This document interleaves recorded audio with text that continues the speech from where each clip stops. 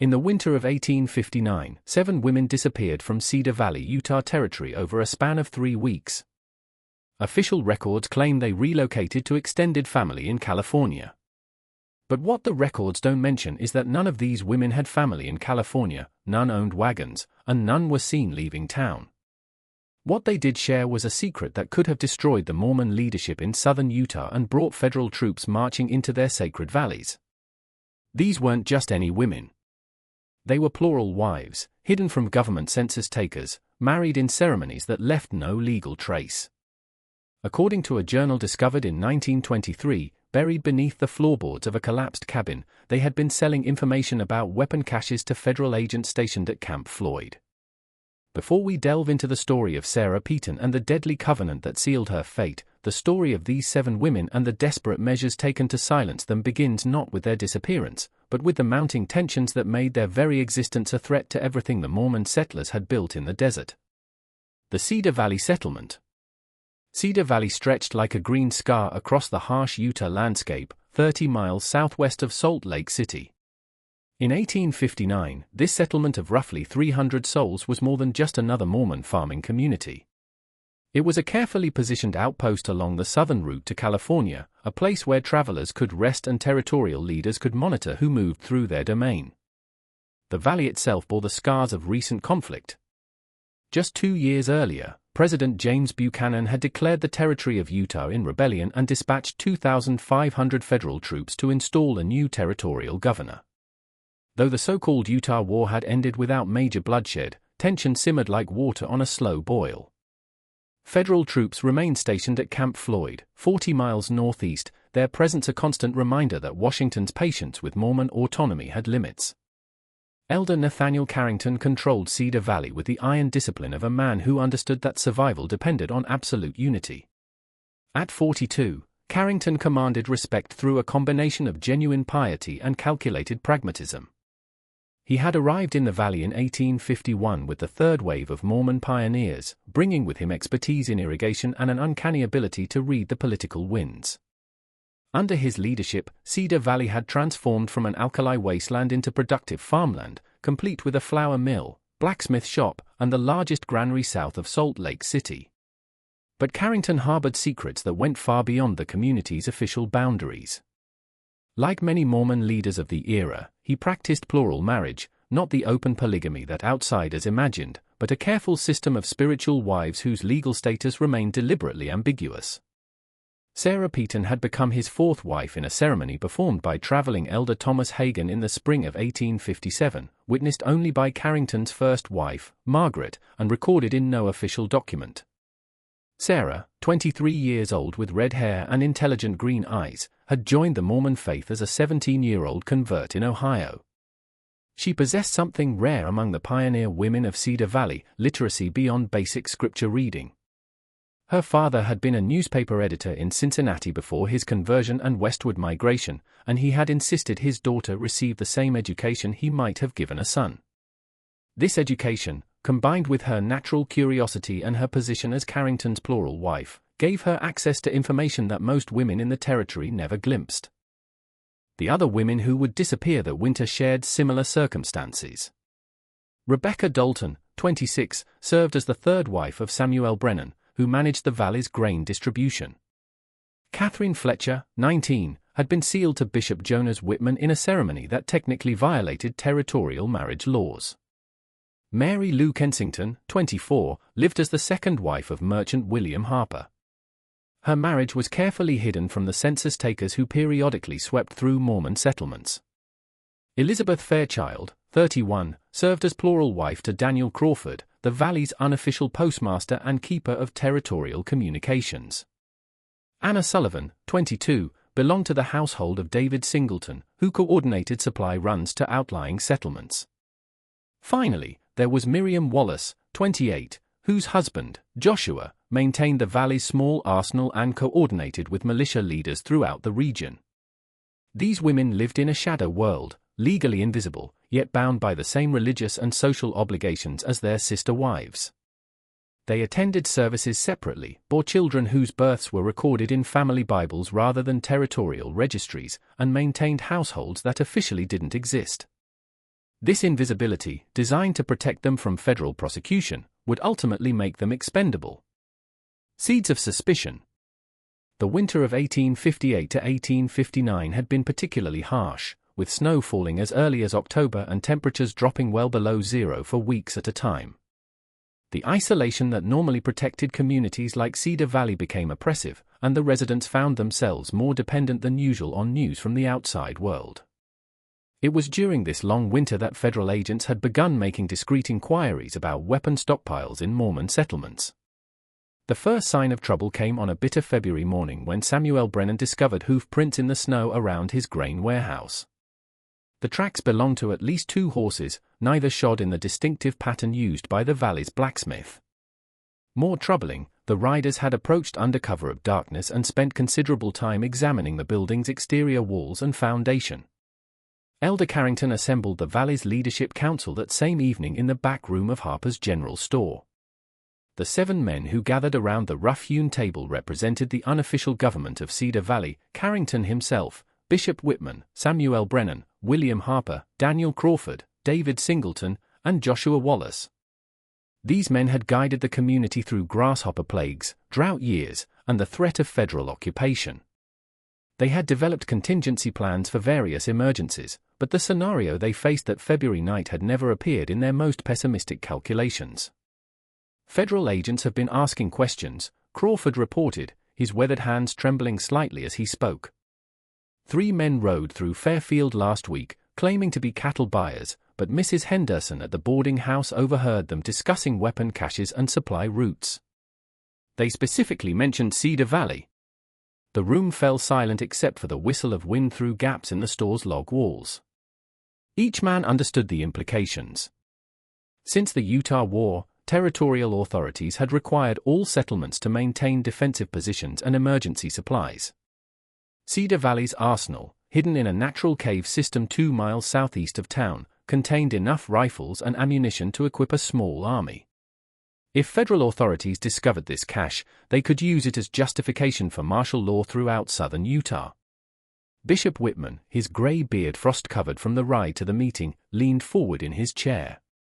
How could they know about our preparations? We've been careful. Only family heads know the locations, and we've told the women nothing that could compromise security. It was Joshua Wallace who voiced what they all feared. Someone's been talking. Someone who knows enough to point them in the right direction, but not enough to give them everything at once. The discussion continued past midnight. Each man examining his own household for potential security breaches. They considered various scenarios, careless talk by teenage boys, gossip among the women, even the possibility that one of the valley's Gentile traders had been observing their activities. But as they talked, a more disturbing pattern began to emerge. Daniel Crawford had noticed his wife, Elizabeth, asking unusual questions about his correspondence with Salt Lake City. William Harper recalled Mary Lou Kensington inquiring about the contents of supply wagons arriving from the north. Samuel Brennan admitted that his wife, Rebecca, had shown unexpected interest in the locations of various storage facilities around the valley. It's the plural wives, Carrington said finally, his voice barely above a whisper. They move through our households like shadows. They hear conversations, see documents, understand more than we've given them credit for. The accusation hung in the air like incense smoke, bitter and inescapable. These men loved their plural wives, had risked legal prosecution to marry them, had built their deepest spiritual commitments around the principle of celestial marriage. But they also understood that their invisible status made these women particularly vulnerable to federal pressure and potentially valuable as informants. The evidence mounts. Over the following week, each man began monitoring his household with the suspicious attention of a counter-spy. Samuel Brennan discovered that Rebecca had been making regular trips to collect eggs from a farm 2 miles south of town, trips that took her directly past the concealed entrance to their main weapon cache. William Harper found Mary Lou's sewing basket contained a small notebook filled with what appeared to be random observations about weather and farming until he realized that each entry corresponded to dates when supply wagons had arrived from Salt Lake City. The evidence accumulated like snow in a mountain pass, gradual at first, then overwhelmingly obvious. Elizabeth Crawford had been observed talking with strangers during market day in nearby Fairfield. Catherine Fletcher possessed information about guard schedules that she should never have known. Anna Sullivan had asked pointed questions about the Valley's defensive positions. Miriam Wallace had shown unusual interest in her husband's militia correspondence. But it was Sarah Peaton who provided the final damning proof. On March 8, 1859, Elder Carrington made a discovery that transformed suspicion into certainty. While searching through papers in his study, he found a letter in Sarah's careful handwriting, apparently never sent, describing in precise detail the layout of weapon caches throughout Cedar Valley. The letter bore no address, but its content left no doubt about its intended recipient, federal authorities investigating Mormon defensive preparations. The letter revealed not just locations, but tactical assessments. Sarah had noted blind spots in the valley's defenses, estimated quantities of stored ammunition, and identified key supply routes that could be disrupted to isolate the community. Most damning of all, she had provided a detailed schedule of guard rotations and supply deliveries that could only have come from someone with intimate access to the leadership's planning sessions. Carrington read the letter 3 times, each reading confirming what he desperately wished to deny. Sarah possessed intelligence that went far beyond casual observation. Someone had been sharing strategic information with her, or she had been collecting it systematically over months of careful surveillance. That evening, he confronted Margaret, his first wife and the only person who had witnessed his marriage to Sarah. Margaret's reaction confirmed his worst fears. She had noticed Sarah asking questions, requesting explanations of terms she overheard, showing interest in discussions that should have held no appeal for a woman focused on household duties. She said she wanted to understand your work better, Margaret explained, her voice heavy with the weight of betrayal. She claimed it would help her serve as a better wife if she understood the challenges facing our community. I thought it showed dedication to your calling. The pattern extended beyond Sarah's individual actions. Margaret revealed that she had observed informal conversations among the plural wives during their separate religious meetings. These women, isolated from the community's official decision-making processes, had developed their own information network. They shared observations, compared notes about their husbands' activities, and speculated about community affairs with the analytical attention that their intelligence and education demanded. They feel excluded, Margaret said. They know they're not counted in census records, that their children's births aren't officially registered, that they have no legal standing if something happens to their husbands. I think they began gathering information as a way to protect themselves, to understand the forces that could destroy their families. But protection had apparently evolved into something more calculated. Over the following days, as the Leadership Council continued their investigation, they discovered evidence that the plural wives had been systematically documenting sensitive information. Rebecca Dalton possessed sketches of the grain warehouse layout that included details about hidden storage compartments. Catherine Fletcher had compiled a list of community members with military experience. Mary Lou Kensington maintained detailed records of supply deliveries that correlated precisely with federal intelligence reports. The scope of the intelligence operation stunned the Valley's leadership. These women, dismissed as invisible appendages to the community's real decision-makers, had created an intelligence network that rivaled anything the federal government might have established through conventional espionage. Joshua Wallace discovered the final piece of the puzzle. While cleaning his rifle on March 15, hidden inside the weapon stock wrapped in oiled cloth, he found a small roll of banknotes totaling $67, more money than most farming families saw in an entire year. The bills bore mint marks indicating they had been issued by federal banks in California, not by local territorial institutions. The money represented payment. The plural wives hadn't been gathering information out of curiosity or self-protection. They had been selling intelligence to federal agents. The realization struck the community's leadership like a physical blow. These women, bound to them by the most sacred religious commitments, had been systematically betraying secrets that could lead to military occupation and the destruction of everything the Mormon pioneers had built in Utah Territory. The Purification Covenant. The discovery of federal payment transformed the Leadership Council's response from investigation to crisis management. Elder Carrington called an emergency meeting for March 18, gathering the 7 men in the pre-dawn darkness of Samuel Brennan's root cellar, 20 feet underground and insulated by layers of earth and stored vegetables from any possibility of eavesdropping. The situation had evolved beyond simple betrayal. If federal agents possessed detailed intelligence about Cedar Valley's defenses and supply networks, they could use this information to justify immediate military action.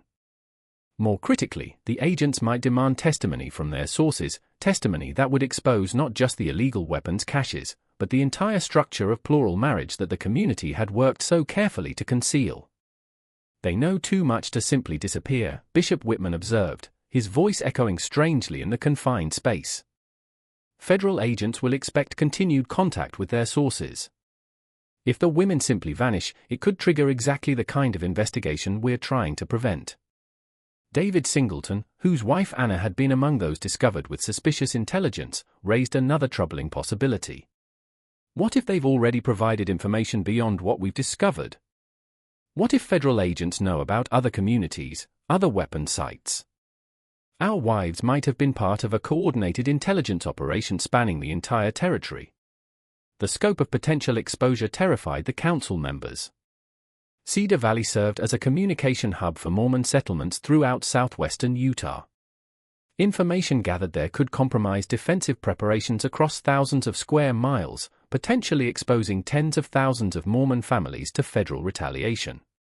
Daniel Crawford, whose postal duties gave him insight into territorial communications, provided a chilling assessment of their timeline. Federal troops at Camp Floyd have been conducting routine patrols throughout the territory, but the pattern has changed in the last month. They're concentrating on areas that happen to coincide with our major supply routes and defensive positions. Someone has been providing them with very specific guidance. The evidence suggested a coordinated effort that went far beyond opportunistic betrayal. The plural wives had apparently been recruited systematically, perhaps identified specifically because their invisible legal status made them both knowledgeable about community secrets and vulnerable to federal pressure.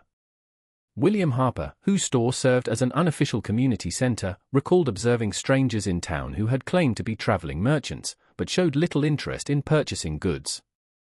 They spent most of their time talking with people, asking questions about local families and community organization, he said. "I assumed they were just curious travelers, but now..."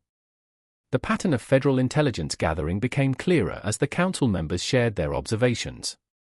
Agents had been operating in the valley for months, possibly since the previous summer, gradually building relationships with potential sources and identifying vulnerable individuals who might be persuaded to provide information.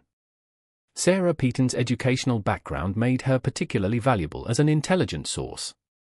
Unlike most pioneer women, she could read complex documents, understand military terminology, and analyze strategic information with sophisticated insight.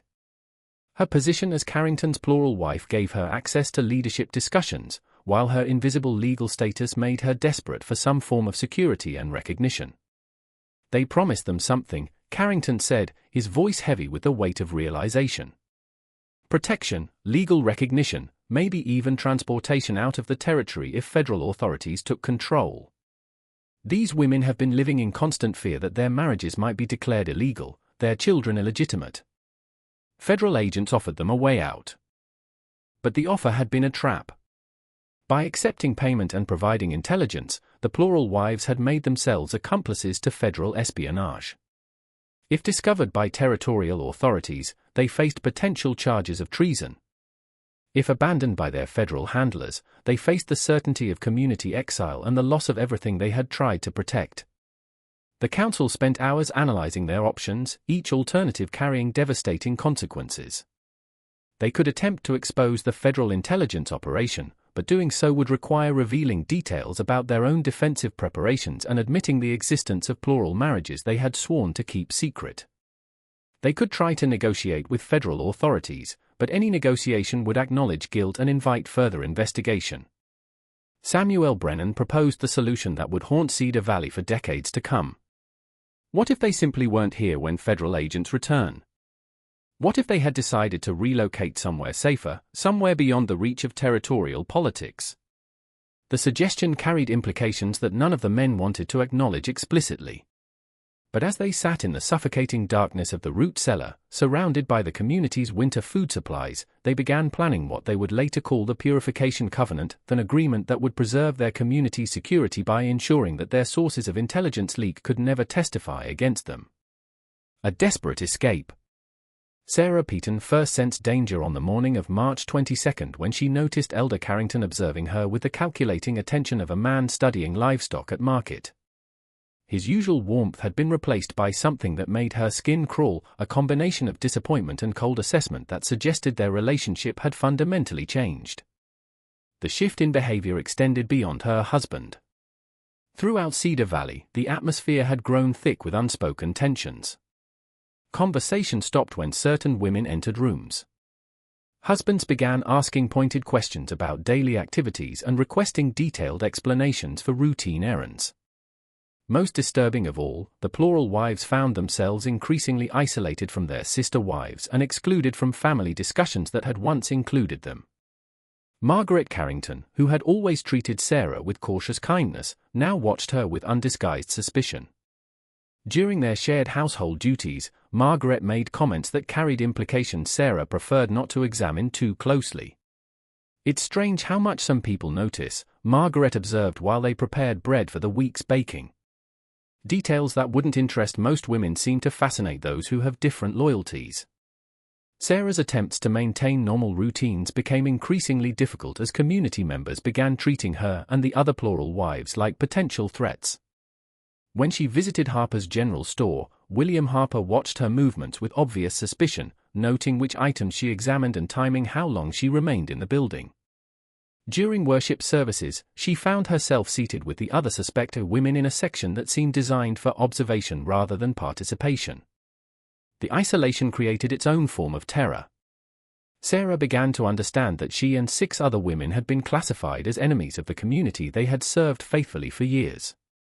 Their invisible legal status, once a protection from federal prosecution, now made them vulnerable to actions that could be taken without official documentation or accountability. On March 25, Sarah discovered clear evidence that her situation had become desperate. While cleaning her husband's study, she found a partially completed letter in Carrington's handwriting addressed to territorial authorities in Salt Lake City. The letter described security concerns regarding certain community members and requested guidance about relocation procedures for individuals whose loyalty had become questionable. The clinical language couldn't disguise the letter's implications. The community leadership was seeking official authorization to remove the plural wives from Cedar Valley permanently. The reference to relocation procedures suggested they were planning something that required careful coordination with territorial authorities, something that would leave no traces for federal investigators to follow. That evening, Sarah made a decision that would determine whether she lived or died in the coming weeks. Instead of confronting her husband directly, she began her own intelligence operation, using the same skills that had made her valuable to federal agents to gather information about the community's plans for her disposal. Her investigation revealed the existence of the Leadership Council's emergency meetings and the development of what they called the Purification Covenant. By carefully observing patterns of movement and listening to fragments of overheard conversations, Sarah pieced together the general outline of a plan that would remove all 7 plural wives from the valley while maintaining plausible explanations for their absence. The plan was elegant in its simplicity and horrifying in its implications. The women would be told they were being relocated to safer communities away from federal attention. They would travel in small groups under the protection of trusted community members, taking routes through remote mountain passes where accidents could occur naturally. If anyone investigated their disappearances, the community would provide documentation showing that the women had chosen to relocate voluntarily. Sarah's discovery of the plan coincided with increasingly obvious surveillance. Joshua Wallace had begun following his wife, Miriam, during her daily activities, noting her destinations and timing her absences from home. David Singleton conducted unannounced inspections of Anna's personal belongings, searching for additional evidence of her intelligence activities. Samuel Brennan questioned Rebecca extensively about her past conversations with strangers, demanding details about meetings that had occurred months earlier. The pressure was designed to prevent the women from communicating with each other or coordinating any response to their situation, but it also created opportunities for someone observant enough to recognize the pattern and bold enough to act on that recognition. On March 28, Sarah Peaton made contact with Catherine Fletcher during a chance encounter at the communal well. Using carefully coded language, she confirmed that Catherine had also noticed the changed behavior and sensed impending danger. More importantly, Catherine revealed that she had overheard Bishop Whitman discussing travel arrangements with Daniel Crawford, arrangements that involved escort duties and mountain passages. The two women agreed to warn the others without alerting the community leadership to their collaboration. Over the following 3 days, using a network of subtle signals and brief encounters, they managed to contact Rebecca Dalton, Mary Lou Kensington, Elizabeth Crawford, Anna Sullivan, and Miriam Wallace. Each woman confirmed the same pattern: increased surveillance, suspicious questions, and discussions among their husbands about security measures and community protection. Just when you thought you'd seen it all, the horror in Cedar Valley intensifies. If this story is giving you chills, share this video with a friend who loves dark mysteries. Hit that like button to support our content, and don't forget to subscribe to never miss stories like this. Let's discover together what happens next. By April 1st, the 7 women had developed a desperate understanding of their situation. They were targets of a coordinated elimination plan that would remove them permanently while providing cover stories that would satisfy both territorial authorities and federal investigators. Their only hope for survival lay in an escape.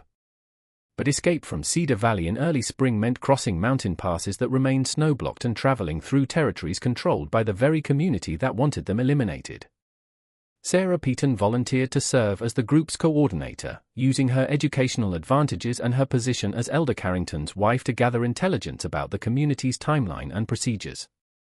What she discovered in her husband's private papers on April 3 confirmed their worst fears and started a countdown that would determine whether any of them would live to see summer. The document that sealed the fate of Cedar Valley's plural wives was a letter dated April 2, 1859, addressed to Bishop Samuel Richards in Salt Lake City. Sarah discovered it hidden beneath other papers in her husband's desk, apparently awaiting final review before dispatch. The letter, written in Elder Carrington's precise handwriting, outlined the purification covenant in terms that made its deadly intentions unmistakably clear. 7 individuals whose loyalty to our community has become compromised will be relocated according to established protocols, the letter read. Brother Joshua Wallace will coordinate mountain passage arrangements for the first group, departing April 8 via the southern route through Cedar Canyon.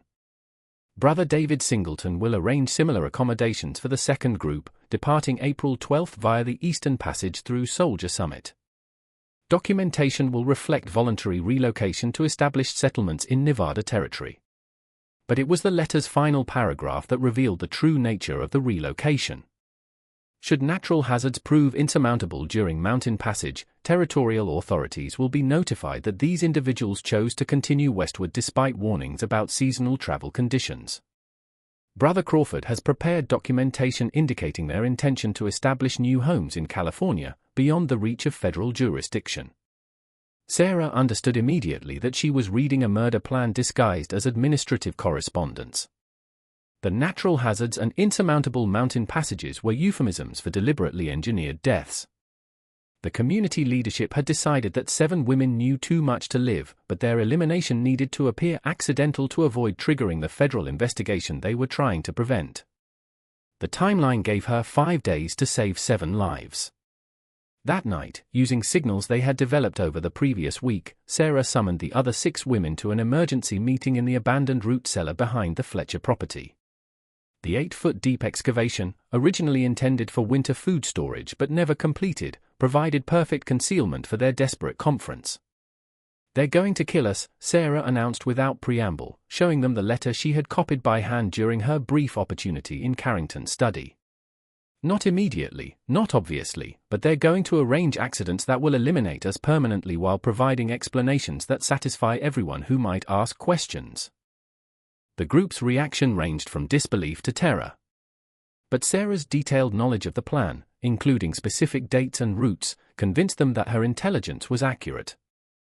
Rebecca Dalton, who had maintained her composure throughout weeks of increasing pressure, broke down completely when Sarah described the documentation that would posthumously transform them into voluntary immigrants to California. "We have to run," Catherine Fletcher said, her 19-year-old voice steady despite the magnitude of what she was suggesting. "Tonight. Before they begin moving us according to their schedule." But escape presented its own seemingly insurmountable challenges. Cedar Valley sat in a natural basin surrounded by mountain ranges that remained snow-covered well into May. The established trails were monitored by community members loyal to the Leadership Council. Any attempt to leave would be noticed immediately and could be intercepted easily by men on horseback familiar with every possible route. Mary Lou Kensington, whose husband managed supply wagons, provided crucial intelligence about their one possible escape route. "There's a mining trail through the Oquirrh Mountains that connects to the Bingham Canyon area," she explained. "It's not possible for wagons, but people on foot might be able to get through if the weather holds. From Bingham Canyon, we could reach Salt Lake City and contact federal authorities directly.